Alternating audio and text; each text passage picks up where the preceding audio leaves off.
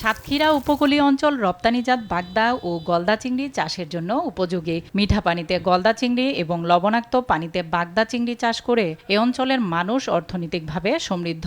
চলতি মৌসুমে জেলার ৫৪,৯৩৫টি ঘেরে প্রায় ২৫,০০০ মেট্রিক টন বাগদা চিংড়ি এবং ১১,৬৬২টি ঘেরে প্রায় ৯,০০০ মেট্রিক টন গলদা চিংড়ি উৎপাদনের লক্ষ্যমাত্রা নির্ধারণ করা হয়েছে। প্রতিবছর এপ্রিল ও মে মাসে চিংড়ির ঘেরগুলোতে পোনা অবমুক্ত করা হয়। হ্যাচারি থেকে আনা বাগদার পোনা চাহিদা অনুযায়ী বিভিন্ন ঘেরে পাঠিয়ে দেন ব্যবসায়ীরা।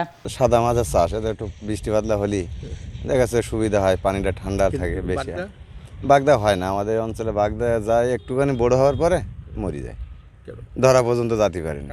তাপে মাছ নষ্ট হয়ে যাচ্ছে, ক্ষতিগ্রস্ত হয়ে যাচ্ছে। ১-১.৫ ফুট পানি, প্রচন্ড পানি, গরম, খুব হিট। সাধারণত বাগদা চিংড়ির ঘেরগুলোর গভীরতা সর্বোচ্চ ২ থেকে ৩ ফুট হয়, কিন্তু তাপপ্রবাহের কারণে এই পানি ফুটন্ত পানিতে রূপ নিচ্ছে, যার কারণে মধ্যরাতে পানি কিছুটা ঠান্ডা হলে চাষিরা সেই ঘেরে পোনা অবমুক্ত করছেন।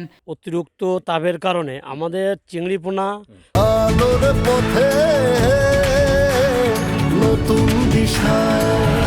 ক্ষতিগ্রস্ত হচ্ছে। প্রতিদিন আমাদের পোনা নষ্ট হয়ে যাচ্ছে।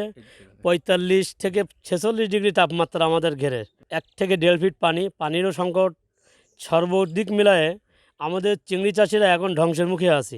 ১ হাত থেকে ১.৫ হাত পর্যন্ত পানি থাকে ঘেরে, সে পানি প্রচণ্ড গরম, সে পানিতে পোনা দেওয়া ছটফট করে মারা যায়। রাত ১২টার ভিতরেও পানি ঠান্ডা হয় না। আমরা এত সংকটের ভিতরে আছি যে আমাদের ঘেরে ১.৫-২ ফুট পানি।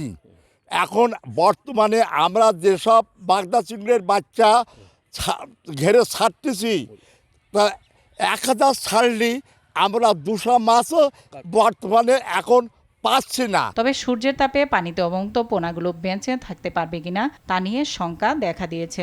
এই মাছটা ওনারা সাধারণত স্টকিং করবেন হচ্ছে সন্ধ্যার পরে, যখন তাপমাত্রাটা কমে আসবে, পানির তাপমাত্রাটাও কমে যাবে। সবচেয়ে ভালো হয় যদি সকালবেলা ওনারা এটা স্টকিং করতে পারেন, সকাল কিন্তু ভোর রাত্রে। কিন্তু সাধারণত পোনা আসে ৯টা-১০টার দিকে, তারপরে এই পোনাটা যদি আপনার দিনের বেলা স্টকিং করা হয় তাহলে মারা যাবে।